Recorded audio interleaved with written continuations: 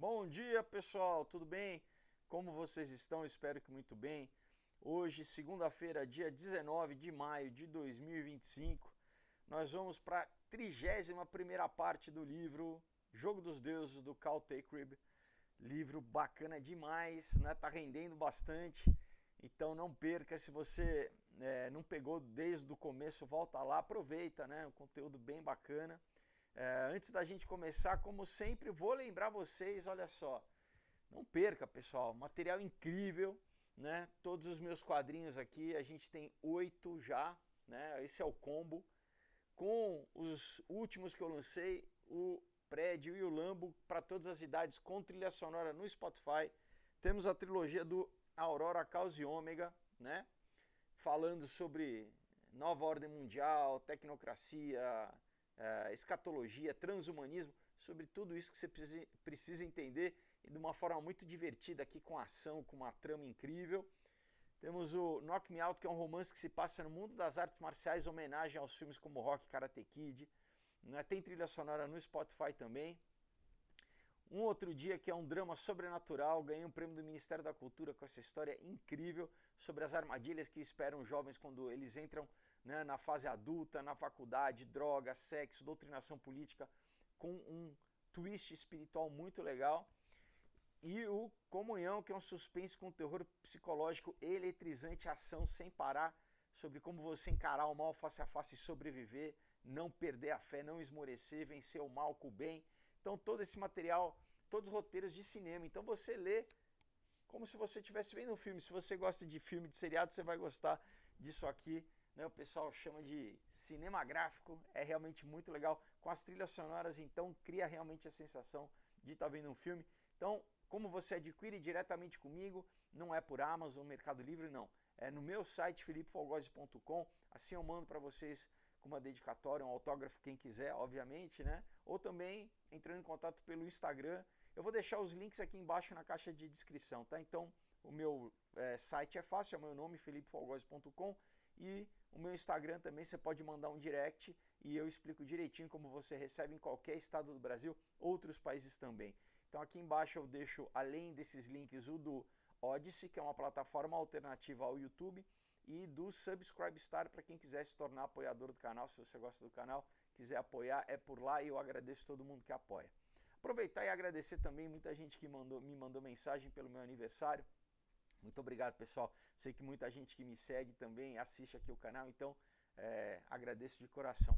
Vamos retomar então aqui, pessoal. Muito bem.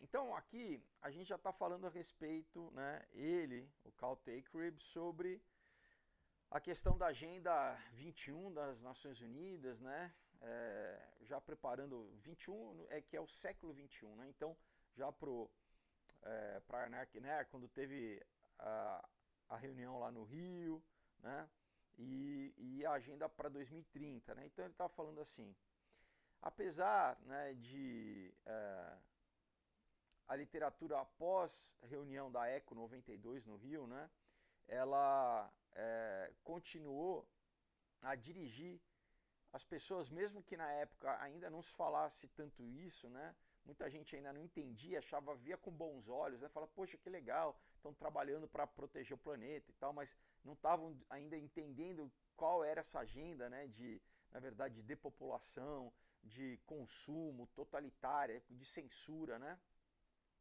Então, tem um texto aqui chamado assim, A Missão de Resgate do Planeta Terra, né?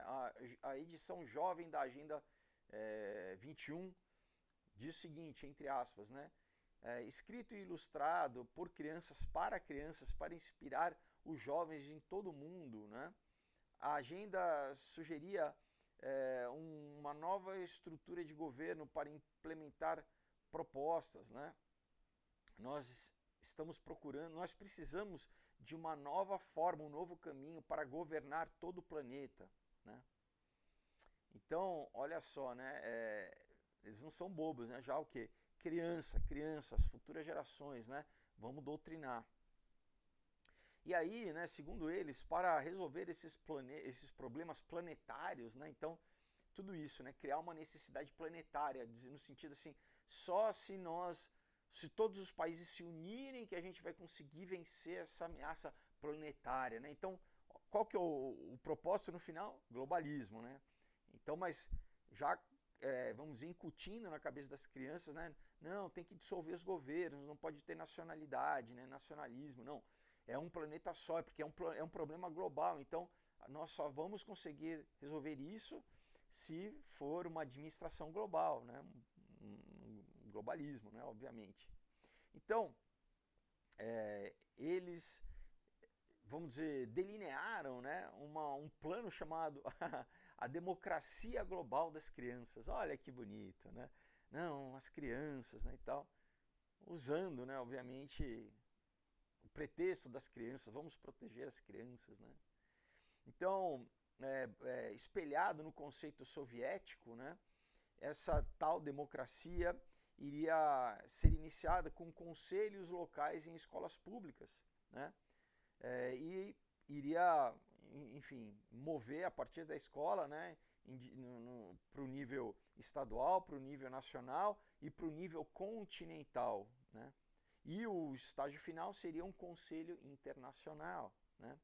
Então, essa explosão de projetos dirigidos para jovens e campanhas começaram a surgir depois da Eco 92 no Rio, né? Na verdade, esse encontro, ele, vamos dizer, iniciou interesse em programas de base nas escolas, né? De liderança global e de educação verde, né? Então, de novo, né? Vamos começar já desde a escola primária ali, a fazer a cabeça das crianças.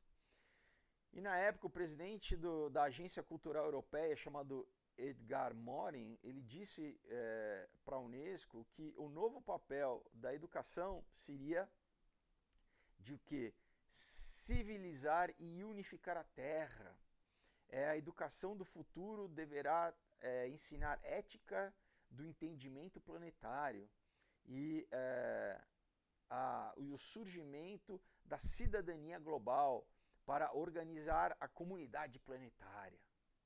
Então, né, olha só, a Unesco, a ONU, né, e através deles chega o que? Nos ministérios de cultura, desculpa, os ministérios de cultura também, mas principalmente de educação dos países, com essa agenda, né? Então, vamos fazer cidadãos globais, né?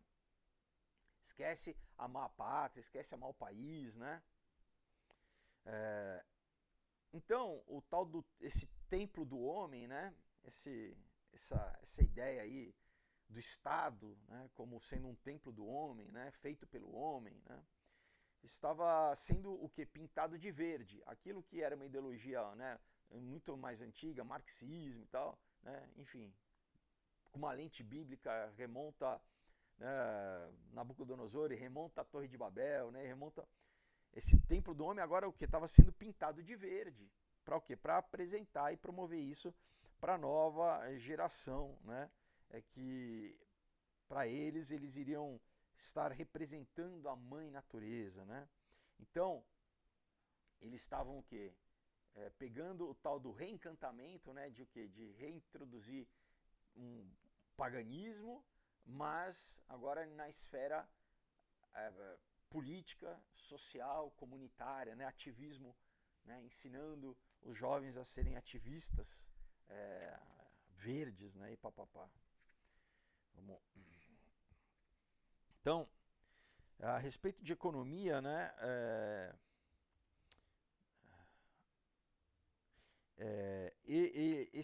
eles começaram já a organizar para que transações financeiras internacionais já começassem a ser monitorizadas para instituir a taxa de carbono em qualquer ação de consumo energético. Então, essa ideia, né, era já ligada à noção de uma moeda mundial, né? E isso foi concordado, né, nesse encontro para criar uma nova ordem monetária mundial. Então, eles deveriam desenvolver esse governo, né, esse desenvolvimento sustentável de governo, né? É muito bonito, né? Porque o que eles cunham, né? As frases que eles cunham, mas o propósito é outro sempre, né? Então, ah, trabalhando juntos, né, eles consideraram um sistema supranacional democrático de decisão climática para gerenciar os assuntos climáticos globais, né? Mas como que isso, na verdade, né, tirando essa baboseira toda, né, o que isso significa? Né? Significa padronizar, vamos dizer, todo o sistema bancário, né, e de todas as indústrias de produção, para que todas as nações devessem, vamos dizer, estar funcionando, né, nesse mesmo padrão, né? Então, ele fala assim, será que isso ganharia autoridade sobre os Estados-nações? Será que isso já sinalizava uma intervenção internacional contra os países que não obedecessem? Né? Então, o que ficou claro do começo ao fim era essa repetição, essa lembrança repetida, né, de que essa tal crise, né, seria necessária para mover, vamos dizer, o público e os países, né, em aceitar essas implementações, né? Então ele fala, será que uma crise, né, ambiental seria esse catalisador? Né? Será que ameaças à Terra, reais ou imaginárias, né, elas seriam capazes de conduzir os países para uma nova ordem? Né? Então, em 1993, houve um documento publicado pelo Clube de Roma, né, que eu já cito várias vezes aqui, porque é uma dessas instituições globalistas, né, que ficam promovendo essas coisas, que dizia o seguinte, né, em busca de um inimigo comum contra o qual nós podemos nos unir, nós chegamos com o conceito de que poluição, a ameaça global do aquecimento, de falta de água, de fome e coisas semelhantes, serviriam, vamos dizer, cumpririam esse papel. Né? Em sua totalidade e nas suas interações, esses fenômenos constituem uma ameaça comum pela qual nós devemos confrontar né? Todos devemos confrontar essa ameaça juntos, né? Mas ao designar esses perigos como inimigos, nós caímos numa armadilha de confundir os sintomas com as causas. Todos esses perigos são causados pelas intervenções humanas nos processos naturais. E somente através de mudarmos as atitudes e os comportamentos que elas podem ser superadas. O real inimigo é a humanidade em si mesma. E isso está nesse livro aqui que eu já mostrei para vocês. Tá? Tá escrito aqui, né? A primeira revolução global. Tá? Então tá citando esse livro aqui para vocês, né? De 93, página 75. Então, eles já estavam, né, pessoal, olha só, olha, né, o livro é de 93, estamos em 2025, né? Há quanto tempo que eles estão, né, promovendo esse conceito na mídia, nas universidades, na cultura, né? E ele fala assim, mas as questões ambientais, geralmente, que são geralmente locais ou regionais, né? A gente precisa, vamos dizer assim, tornar essa ideia catastrófica o suficiente para justificar uma demanda por um governo global. Né? Então, por exemplo, falar né, de alguma questão global, local, teve um deslizamento aqui, teve uma enchente ali, eles falam, não, a gente tem que estar sempre bombardeando isso na mídia como sendo algo global, né? Então, a ideia é o quê? Inclusive tirar a questão de aquecimento para mudar para mudança climática. Por quê? Porque, obviamente, o clima está sempre mudando, né, pessoal? Então, fica mais fácil você vender a ideia, né? Porque você fala, o aquecimento global, e daí você tem um inverno super frio, né? Você tem agora como as geleiras crescendo, e aí como é que você vai justificar isso? Então, não, mudou-se, porque antes, nos anos 70, era uma nova era glacial que ia vir. Daí eles mudaram, não, então, né, não vai ser, vai ser agora aquecimento. E aí, como a narrativa também estava falha, então, não, vamos deixar uma coisa mais ampla ainda, mudança climática, porque aí qualquer coisa pode entrar na categoria mudança climática. E óbvio que o clima está mudando o tempo inteiro, então, né, não falta material para eles, né, ficarem, vamos dizer, empurrando essa agenda, né, goela abaixo.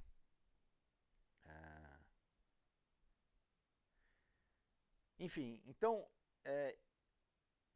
o alarmismo climático, né, mostrado nessa era como uma teoria, né, construída em cima de falsos modelos científicos, né, é uma tentativa política de forçar a narrativa para que argumentos menos científicos, né, se tornassem uma agenda ideologicamente determinada, né? Então, por exemplo, dificilmente você vai ver eles fazerem um debate realmente científico ou a mídia publicar, né, pesquisas de cientistas que falam contra, né? Porque, de novo, eles elegem alguns cientistas, obviamente dão um monte de dinheiro, né, um monte de subsídio para esses, né, tipo Paul Ehrlich, que eu já falei aqui algumas vezes, que é o cara também que falou da bomba populacional, né, isso ainda na virada dos anos 60 para os anos 70, né,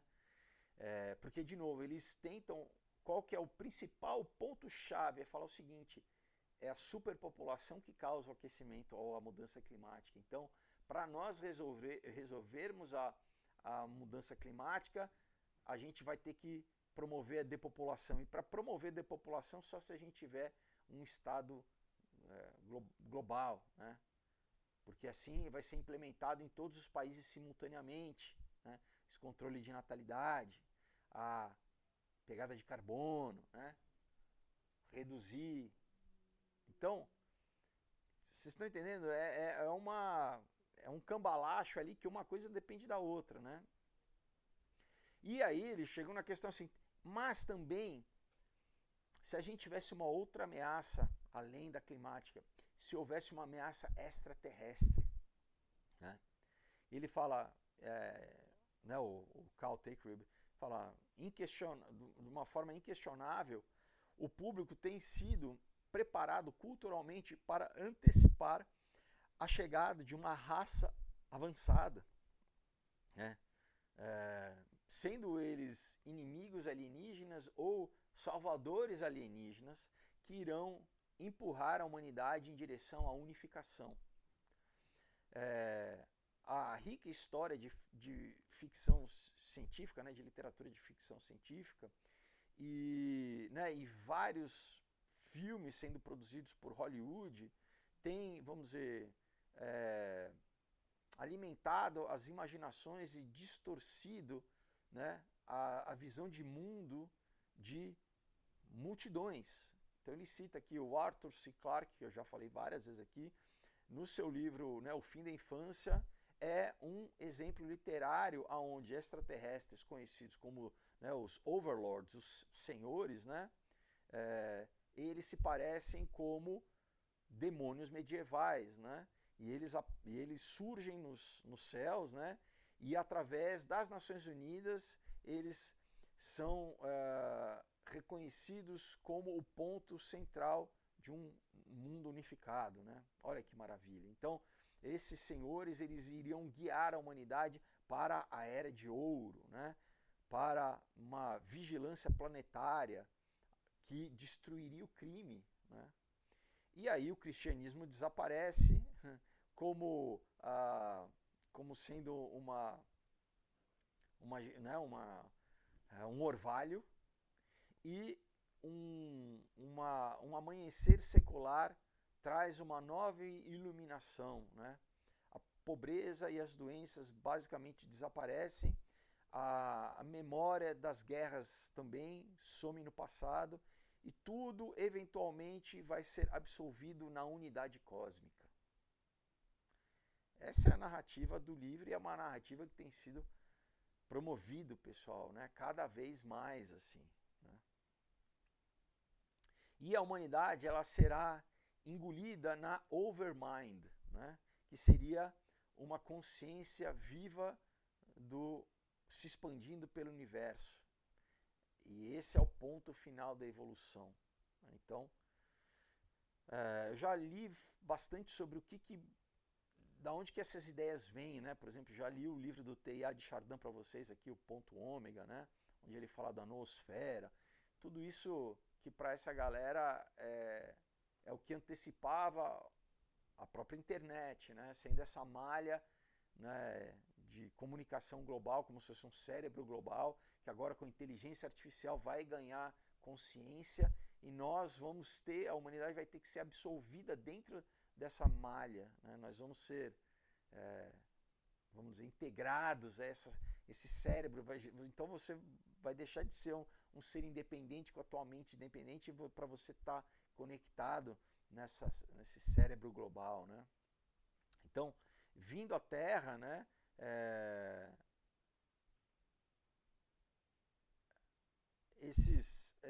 vamos dizer, essas visões, né, essas aparições de objetos não identificados, né,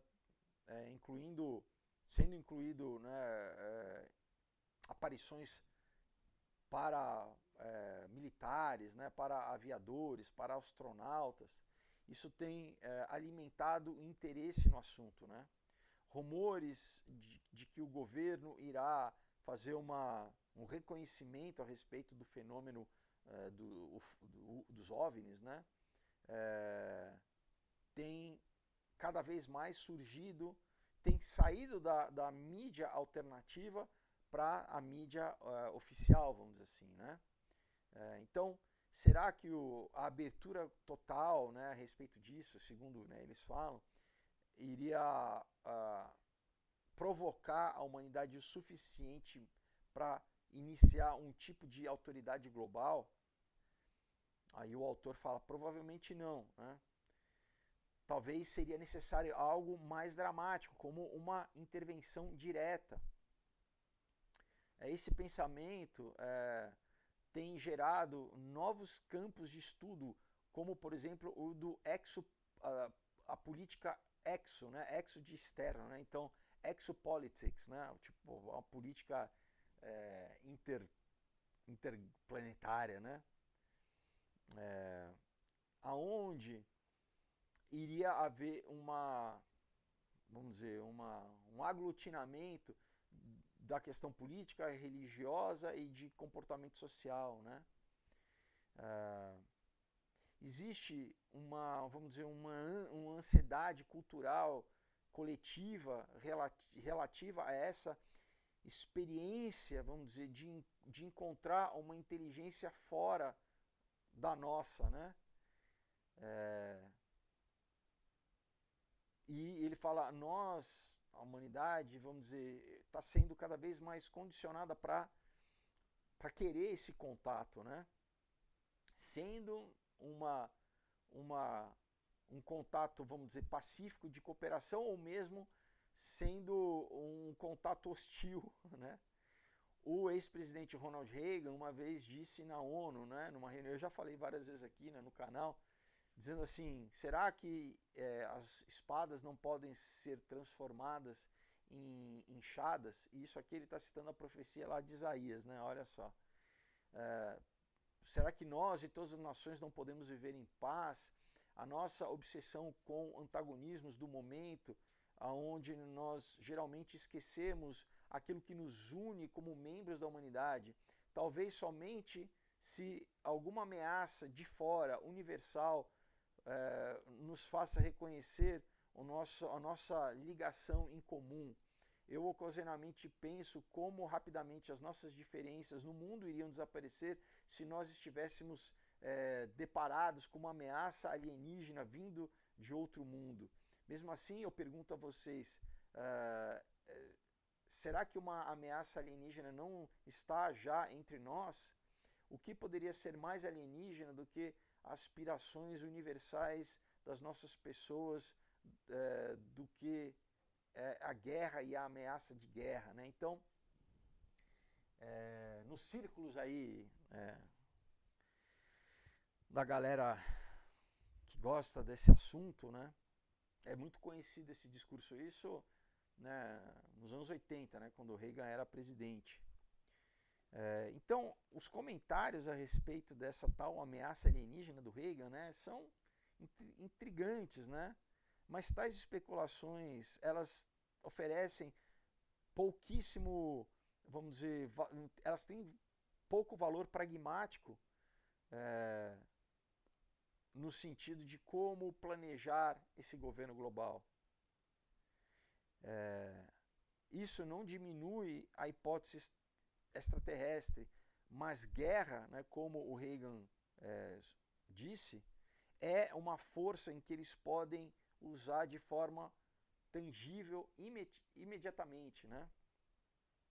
E essa ideia, né, e o uso da guerra para esse propósito, né, sempre está presente na nossa história. Afinal de contas, a Primeira Guerra foi para isso, a Segunda Guerra foi para isso e provavelmente uma Terceira Guerra vai ser para isso, para empurrar sempre, né, a população a querer um governo global, na ideia de que a gente só vai ter paz na Terra quando acabarem os países e todo mundo for igual, porque assim não vai ter mais exército, não vai ter mais diferença, né? Vai ser uma cultura, uma moeda, uma religião, então, né, não vai ter mais briga, porque todo mundo vai ser um povo só, né? E vamos ficar cantando We Are the World, né? Aquelas, enfim. Enfim, aqui ele fala, mas não é qualquer tipo de guerra, de ameaça de guerra que iria né, provocar esse desejo nas pessoas, né? Tem que ser uma guerra com alcance global e com um potencial completamente catastrófico, né? Isso seria necessário para o que levar os superpoderes, né, num conflito maior, né, que escalonasse, né, numa tempestade de fogo internacional, né? Até mesmo o Oriente Médio vem à mente, né? Quer dizer, ele está falando, tem que ser algo que spill over, né? Que assim, vamos dizer, que transborde, né? Do Oriente Médio, por exemplo, né? E alcance um nível global, né? Ele fala que não basta, né, uma troca limitada nuclear entre o Paquistão e a Índia ou entre a Índia e a China. E olha só, né, o livro aqui já tem alguns anos, a gente está vendo isso, já era presente naquela época e agora, né, semana passada a gente estava falando esse potencial, pessoal, está permanente, né. Então ele fala, independente do cenário, essa ameaça irá empurrar o mundo a esse ponto de virada, né? E é o que a gente está vivendo aqui em 2025, né? Cada guerra mundial sucessiva criou novas autoridades internacionais, né? E a crença por baixo disso é que a próxima guerra global irá produzir ainda mais um regime mundial ainda mais avançado, né? Portanto, esse foi o tema que foi escolhido quando eu, né, o autor aqui, estava participando do congresso WFM, né, E o lema era o seguinte: nós devemos nos unir antes que destruamos uns aos outros, né? E aqui ele dá a data, né? Esse discurso do Reagan foi na 42ª sessão das Nações Unidas, em dia 21 de setembro de 1987. Tá? Então ele fala assim: quem irá nos salvar de aniquilar nós mesmos, né? O governo mundial. Né? E somente se nós nos comprometermos, né, a trazer, né, o governo mundial, é que haverá uma luz para nos tirar da escuridão, o governo global. Então, segundo eles, a redenção da humanidade depende dessa unidade de governo humana, né, para proteger a nossa missão coletiva da Terra. Então, olha só a linguagem usada, pessoal, né? Então é Deus que vai salvar, Deus que vai redimir? Não, não, não. É o homem, é a humanidade unida que vai se salvar. Né? É só nesse governo global. Então tudo isso, toda essa linguagem, pessoal, já é muito, para mim, é muito clara, né? Quem, obviamente, tem uma visão bíblica a respeito disso, do que está sendo promovido, né?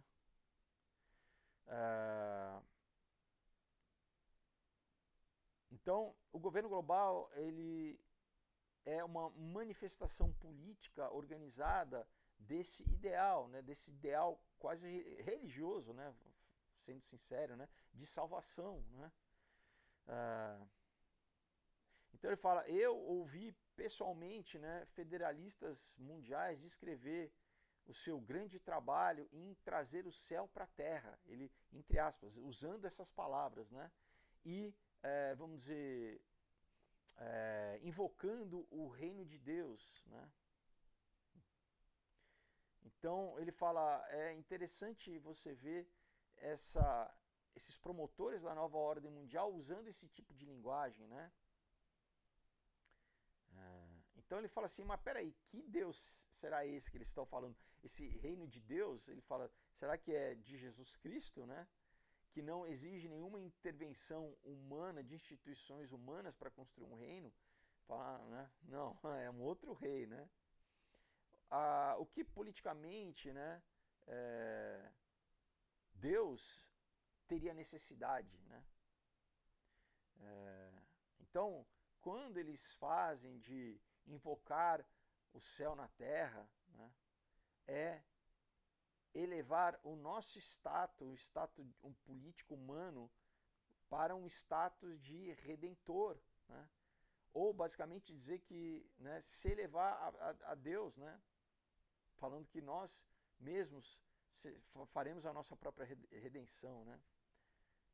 Muitas décadas atrás, o Edgar C. Bundy, ele examinou de forma crítica o Conselho Nacional de Igrejas, Federal e Nacional de Igrejas, e o papel, né, que eles tinham em promover o socialismo e o governo global, incluindo a sua ligação com políticos e fundações, né? Então, vamos dizer, uma política religiosa, né, para essa ordem mundial, certamente é baseada nessa grande ideia, né? Mas nessa grande ideia da salvação do homem por si só, obviamente, ela erra, né? Ela está longe da mensagem essencial do Evangelho, né? E ela, na verdade, ela se torna um tipo de culto, né? Um culto alternativo à salvação. Né? Então, basicamente, o que é promovido, né, principalmente para a galera da esquerda, né, mas isso vai se infiltrando nas igrejas sem que as pessoas percebam, essa coisa, não, você vai ajudar a salvar o planeta, você vai ser uma pessoa que está resgatando, ajudando, você está fazendo boas ações, né? Isso está te dando pontos no céu, basicamente assim, né? É a ideia do Tikkun Olam, né? Que é a ideia cabalista. Não, você está pagando karma coletivo, né? Você tá ajudando a salvar, você está sendo um co-salvador do planeta.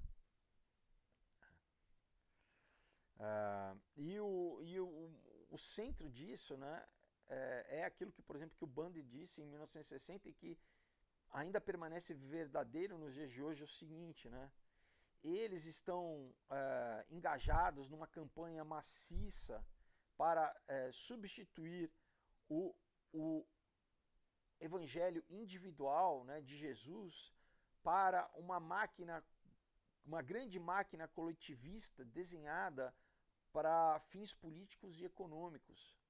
Quando essas forças políticas se infiltrarem, né, nos assuntos da igreja, né, a pregação da doutrina do evangelho, da salvação individual, necessariamente vai ser silenciada.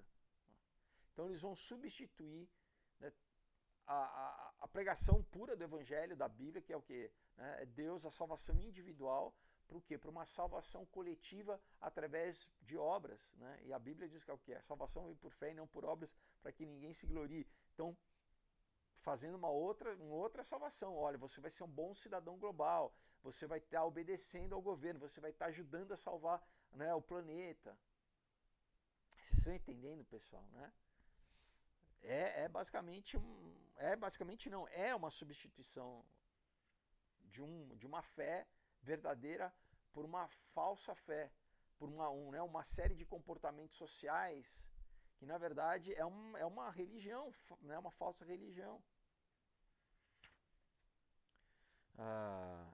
Então, o culto da nova ordem não é baseado na libertação da humanidade. Na verdade, é um ato de uma classe política do templo do homem, né? Que está, vamos dizer, seduzida e encantada por visões de poder, né? Cercada por louros verdes, né? Então ele fala, isso também é um jogo dos deuses, ou uma batalha dos deuses, né? No sentido, na verdade não é uma batalha porque Jesus já venceu na cruz, né? Mas ele fala, é uma guerra, faz parte da guerra espiritual, né?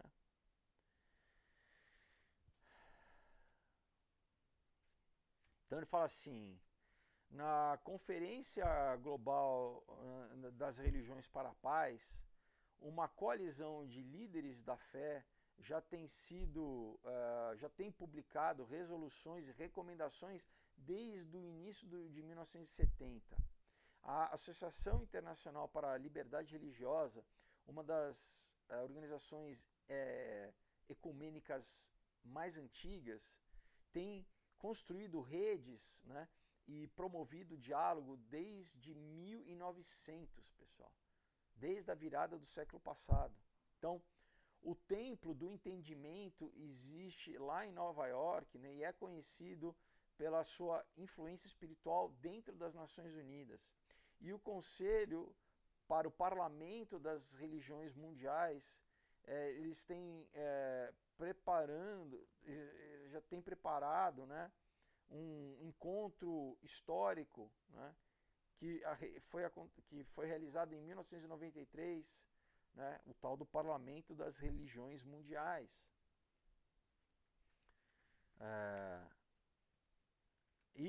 Né, o Robert Mueller, né, que era lá da ONU, representante ligado a Juliette Hollister, do Templo do Entendimento, disse o seguinte na missão, né, deles. A missão da Iniciativa das Religiões Unidas é criar um corpo junto com as Nações Unidas das Religiões Unidas. Então, uma assembleia permanente onde as religiões do mundo e as comunidades espirituais irão se reunir diariamente em oração e meditação, diálogo e ação cooperativa para trazer paz entre as religiões, para que elas se tornem uma força para a paz entre as nações, né? Para, vamos dizer, resolver a urgente necessidade humana da cura da terra. Ai. Então, tudo isso que antecede vocês estão entendendo, pessoal, como a unificação, no que vai ser, né, o sistema da besta, tem que ser em todos esses setores. Então tem que ser politicamente, militarmente, economicamente, financeiramente, né, culturalmente e religiosamente, né? Então a gente vê essas iniciativas, né, múltiplas em todas as esferas para criar esse sistema onde nada vai poder escapar, né? Em nenhum aspecto da sociedade vai estar fora. É uma coisa que em inglês eles falam all encompassing, né? Vai estar englobando tudo. Então diz aqui, a ideia de adoração, né, em torno de um altar em comum, né, aonde todas as tradições espirituais serão facetas de uma única, ela tem sido sutilmente implementada na cultura ocidental, em parte através dos ensinamentos das lojas maçônicas, né? Porque inclusive nas lojas maçônicas você vai lá, tem, né, eles colocam uma Bíblia, eles colocam o Alcorão, eles colocam, se não me engano, não sei se é os Vedas, os livros sagrados de todo. Então, né, aí quando a gente começa a cavocar um pouquinho, a gente chega, né, olha só quem está promovendo, né, o grande conceito o conceito do grande arquiteto do universo, né? Então, ele fala a maçonaria agora na sua, vamos dizer, estimado a menor taxa de membresia nos Estados Unidos desde 1924, tem historicamente sido a fraternidade mais, vamos dizer, integrada no mundo ocidental, integrada tanto em governo quanto na academia, né? Então ele fala, num passado não muito distante, né, qualquer vilarejo, qualquer cidade tinha uma loja maçônica. Então, o número de membros maçons em 1959 excedia 4,1 milhões de homens só nos Estados Unidos, representando o ponto alto, né, da maçonaria nos Estados Unidos. Se essa população tivesse sido amalgamada em uma só cidade, né, ela poderia ser chamada Masonville, né, uma cidade, né, uma população grande, né? E essa cidade, Masonville, né, ela iria ter a segunda maior população em todos os Estados Unidos, maior, por exemplo, que Chicago, né, na época com 3,5 milhões de habitantes, né?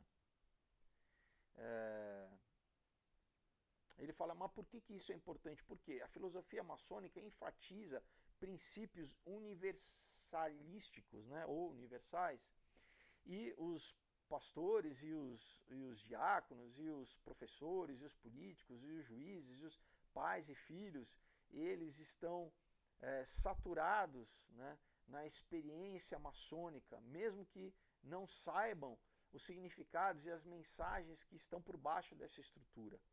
O Melvin M. Johnson diz o seguinte, considerando que muitos teóricos, né,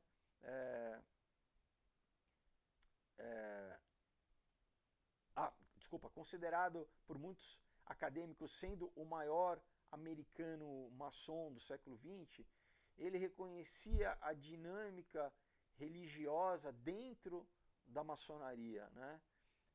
E o seu, vamos dizer, a observação demonstra a importância crucial desse espírito pluralista, né? Dizendo o seguinte, a maçonaria não é cristianismo, nem é islamismo, nem judaísmo, e não deve ser classificado por nenhum nome de nenhum outro secto. O poder no qual nós nos unirmos, né, ele faz esse poder químico que causa o nosso crescimento é a doutrina central que nos torna únicos, é a oportunidade de garantir que os homens de todas as fés, de forma alegremente ajoelhem juntos no mesmo altar, cada um adorando o Deus que venera debaixo do nome universal do grande arquiteto do universo. Aqui e somente aqui está a real universalidade da maçonaria. Vocês estão entendendo? Então, para quem diz, não, a maçonaria, imagina, não tem nada de religião, é só um clube social, né, para as pessoas fazerem networking. Ele está falando, não. O cara que é o considerado o maior maçom americano do século passado diz, aqui e somente aqui está a verdadeira universalidade da maçonaria, onde todo homem terá que ajoelhar num altar do grande arquiteto do universo, independente da sua religião. Infelizmente, né? Então tem católico, maçom, vai falar, não, imagina, é a guerra entre o catolicismo e a maçonaria, isso, pessoal. A loja P2 lá na Itália, o que tem papa maçom, pessoal, tá cheio de, né, maçonaria infiltrada no judaísmo, tem a B'nai B'rith, a loja maçônica judaica, tem pastores ditos evangélicos maçons, infelizmente, tá? Então, Jesus falou que quem não está comigo está contra mim, né? Você não pode adorar a Deus e a Mamon, né? Não tem como você dizer que você adora o Deus da Bíblia. Ah, não, eu adoro, né? Qualquer, o mesmo Deus, entendeu? Do hinduísmo, né, do budismo, E como eu já li para vocês aqui, né? Tanto Manly P. Hall, Albert Pike, já li vários autores maçons, né? Dizendo que que é a luz de Lúcifer, no final das contas, que eles, né, que ilumina eles, né? E aí continua dizendo assim, então, e somente então, né, nós podemos, vamos dizer, prover ao mundo uma grande base comum aonde toda a humanidade irá se unir, né? Toda a civilização humana irá se unir. Então, muito antes do parlamento de 1893, né, acadêmicos maçons têm, vamos dizer, prescrevido a unificação religiosa como a posição da maçonaria, né? Notadamente, um expert na jurisprudência maçônica, o Albert Mackey, escreveu o seguinte em 1859, disse assim, a maçonaria exige somente a crença no supremo arquiteto do universo, seja para o cristão, para o judeu, para o maometano, né, mas é o islâmico, né, para o Brahmin, né, que é a religião hindu, todos estão permitidos a se unir ao redor desse altar em comum.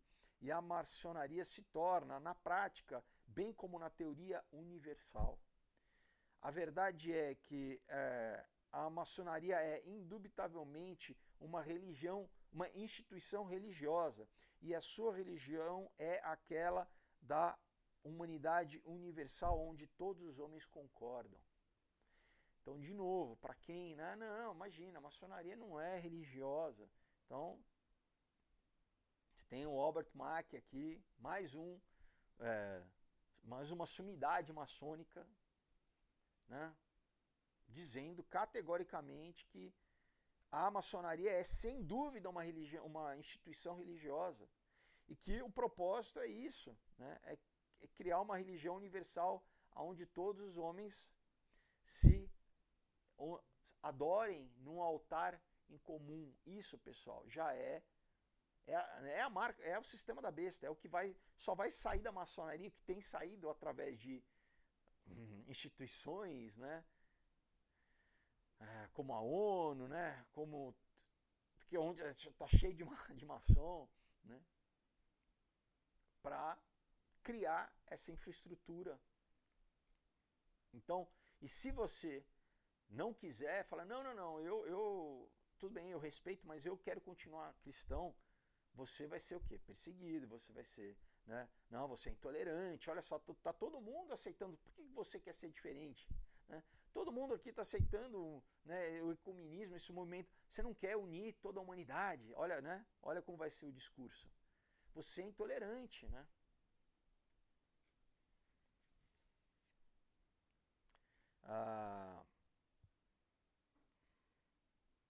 Então, né, ele fala que isso está alinhado com o que o Albert Pike escreveu no seu, né, grande livro, grande no sentido de grande, né, Morais e Dogmas, primeiramente publicado em 1871, né? E ele dizia isso, né, que a chave do ensinamento da maçonaria é os altares cristãos, hebraicos, islâmicos e brahmins, né, do hinduísmo. Também os seguidores do Confúcio e do Zoroastro, né? Então, Confúcio na China, Zoroastro na Pérsia, né, que agora é o Irã, todos irão se unir numa assembleia como irmãos e orar em unidade para o único Deus que está sobre os Balaíns. Não está falando de Jeová, pessoal, né? Do Deus bíblico. Então, o Manly P. Hall também, né, que é o fundador da Sociedade de Pesquisa Filosófica, né, estimado maçom, né, diz o seguinte: nenhum verdadeiro maçom é preso em uma crença. O maçom entende que a iluminação divina da sua loja, bem como do maçom, é a religião universal. Cristo, Buda, Maomé, o nome significa pouco, porque ele reconhece que só uma luz, né, existe e independe do portador. Então, faz uma referência velada a Lúcifer, que é portador da luz, né? O maçom, ele adora em qualquer templo, ele se prostra em qualquer altar, seja um templo, uma mesquita ou uma catedral, entendendo que o seu verdadeiro entendimento a respeito da unidade, de toda a verdade espiritual, nenhum maçom pode ser estreito, né? Porque a loja é a sua expressão divina de abertura. Isso é completamente diferente do que a Bíblia diz. A Bíblia diz que o caminho é estreito. Jesus literalmente fala: o caminho é estreito. O caminho que leva à perdição que é largo. E aqui eles falam o contrário. Fala assim: não, a maçonaria, o verdadeiro maçom não pode ser estreito. Ele, né, porque a loja, a divindade da loja está na expressão de sua amplitude, de sua largueza, vamos dizer assim. Por quê? Porque pega tudo, né? Engloba tudo. Então, vocês veem como é completamente diferente, pessoal. Completamente, né?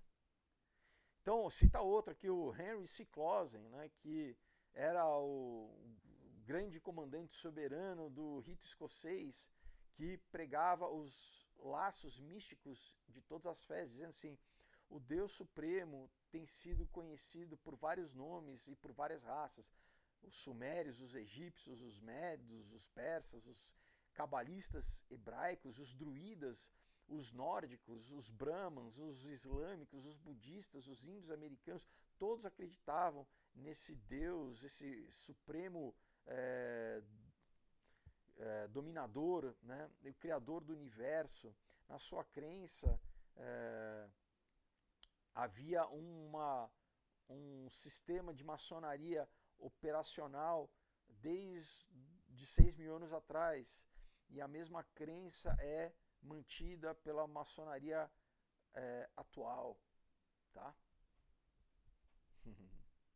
Então a maçonaria apresenta esse caminho largo, né, do universalismo religioso através dessa estrutura da loja maçônica, né, e isso continua sendo assim. É a sua filosofia perene, né, que está embrulhada numa alegoria e numa busca espiritual para a perfeição, né, como um condutor perfeito para a aceitação da fé ecumênica, tá? Então, pessoal, né, na Bíblia, no Velho Testamento, Deus julga, por exemplo, né, nas 10 pragas no Egito, ele está julgando os deuses egípcios, né? Então não é o mesmo Deus do egípcio, né? Não é o mesmo panteão dos persas, né? Não é o mesmo panteão, né, dos índios norte-americanos ou de qualquer paganismo, né? Não. Toda a Bíblia fala que, né, Deus é Deus. Os outros são falsos deuses, né? Então, outro fator correspondente nesse movimento ecumênico é a aceitação da tal filosofia perene, que inclusive é um livro também escrito pelo Aldous Huxley, né? Ele intitulou exatamente porque ele era um socialista fabiano, ocultista, que seguia essa mesma filosofia maçônica, né? É a posição de que todas as tradições espirituais estão conectadas em uma única verdade metafísica, uma fonte divina de realidade, e que esse contexto, né, por baixo,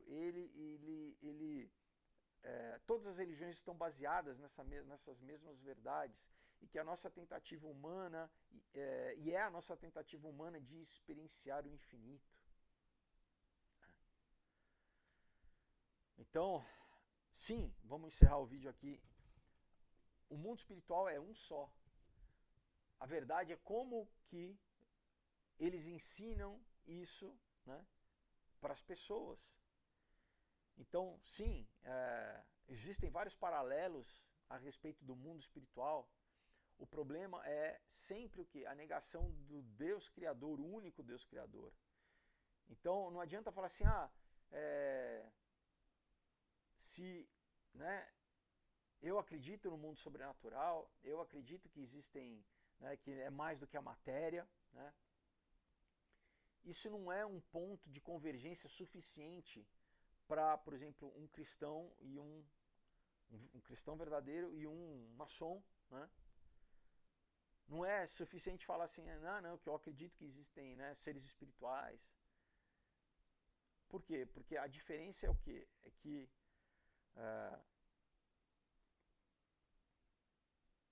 existe um Deus verdadeiro que estabelece uma lei espiritual e física,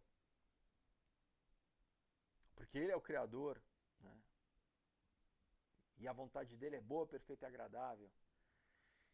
E existem outros seres, pessoal, da mesma forma que, né, que aqui na Terra nós temos livre agência para crer e temos o livre-arbítrio, e aí, conforme a gente usa o nosso livre-arbítrio, a gente vai ter consequências positivas e negativas a respeito de como a gente usa a nossa liberdade. Seres espirituais também. Houve uma rebelião no céu também, pessoal, né? Lúcifer virou Satanás, o portador de luz virou o antagonista, o inimigo. Por quê? Porque ele, né, promoveu uma rebelião no céu, né? A Bíblia diz 1/3 dos anjos se rebelaram junto com ele, porque quiseram o quê? Fazer do jeito deles, né?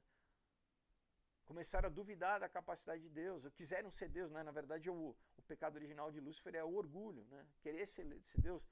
Não, eu vou fazer do meu jeito, e isso é uma tentação para nós, seres humanos aqui também, né? E ele nos tenta dessa mesma forma.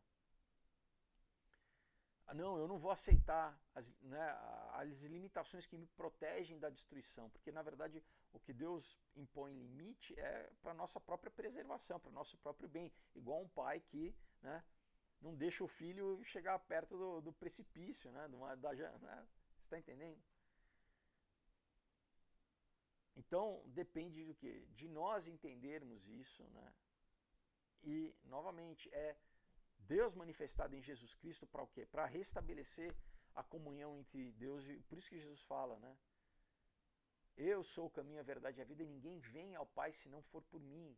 Não vai, nenhum homem consegue se salvar conforme, né, todas as práticas ocultistas, a própria maçonaria, mas não só a maçonaria, Rosa Cruz, tudo isso é o quê? É essa mentira do inimigo de o quê? Você não precisa de Deus, você não precisa de um Salvador, Jesus Cristo. Não, você vai se salvar através, né, das nossas práticas, da nossa religião. E é bom porque a gente não precisa ter santidade como, né? Você pode continuar fazendo tudo que você quer, né? Sexualmente, droga, tá? De novo, o caminho é estreito, né?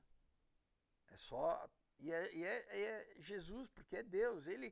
Deus criou esse caminho e falou assim, olha, eu estou criando o caminho, então o inimigo está falando, não, vem por esse outro caminho. Deus está falando, não, é por esse caminho. Então, de novo, toda vez que a gente escuta o inimigo das nossas almas, esse ser espiritual que odeia o ser humano, né, E ele tenta atacar Deus através de atacar a raça humana, né? Porque ele não consegue fazer nada contra Deus. Toda vez que a gente ouve essa voz enganadora, sedutora, ele é o pai da mentira, né? É para nossa própria destruição, né? Ele é o engabelador, né? Em nenhum momento ele quer o melhor para a humanidade, ele quer destruir o homem, né? Veio para matar, roubar e destruir.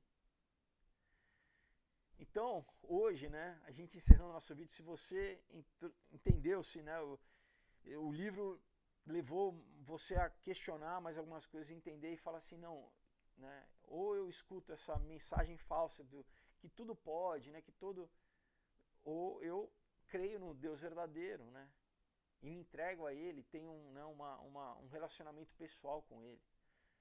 Então eu vou fazer uma oração, eu quero te convidar a orar comigo aqui, para você declarar, porque isso que a Bíblia diz, se você crer no seu coração e confessar na sua boca que, né, Jesus Cristo ressuscitou dos mortos, você é salvo, você crê, você recebe o Espírito Santo em você. Vamos fazer essa oração? Coloca a mão no seu coração e ora comigo assim. Senhor Jesus, eu te agradeço pelo teu amor e pela tua graça e pela tua salvação. Eu peço a ti perdão pelos meus pecados, eu me arrependo dos meus pecados, de todos os erros que eu fiz até hoje, de todas as vezes que eu me deixei ser levado, ser usado, consciente ou inconscientemente, pelo mal. Eu peço a ti perdão, eu reconheço a minha necessidade da salvação, da tua salvação, do teu sangue, me lavando e me purificando de todo pecado. Então eu entrego a minha vida a ti, Senhor. Eu te confesso como meu único e suficiente Senhor e Salvador. Eu não consigo me salvar, eu não sou o Deus da minha vida, eu te reconheço, Pai. E eu peço, cumpre em mim a tua vontade aqui na terra como no céu. Seja feita a tua vontade na minha vida, que eu me entrego a ti, Senhor. Venha a partir de hoje conduzir os meus passos, as minhas decisões, venha renovar a minha mente, os meus sentimentos, venha curar toda ferida emocional, venha quebrar, Pai, toda opressão maligna, Senhor, todo pacto, toda aliança que eu fiz com o mal, consciente ou inconscientemente, eu peço a ti perdão e eu rejeito, Pai, eu renego, e é quebrado hoje, não tem mais poder, porque eu faço uma nova e eterna aliança no sangue de Jesus Cristo derramado na cruz do Calvário. Eu entrego a minha vida a ti e eu te convido, Espírito Santo de Deus, venha habitar em mim, seja entronizado no meu coração, na minha mente. Eu peço a ti, Senhor, que a partir de hoje tu dê ordem aos teus anjos ao meu respeito, que tu venha conduzir os meus passos, para que eu cumpra o teu propósito, já preparado desde antes da fundação do mundo, para que eu andasse nele, Pai. Eu te agradeço, eu peço, escreva o meu nome no teu livro da vida e me cele com o teu Espírito Santo da promessa. Só tu é meu Deus, Pai. Jesus Cristo, Senhor e Salvador da minha vida, eu te entrego, Pai, todo o querer, todo o fazer, Pai, todo o realizar. Obrigado pela tua graça e pela tua salvação. Em nome de Jesus, amém.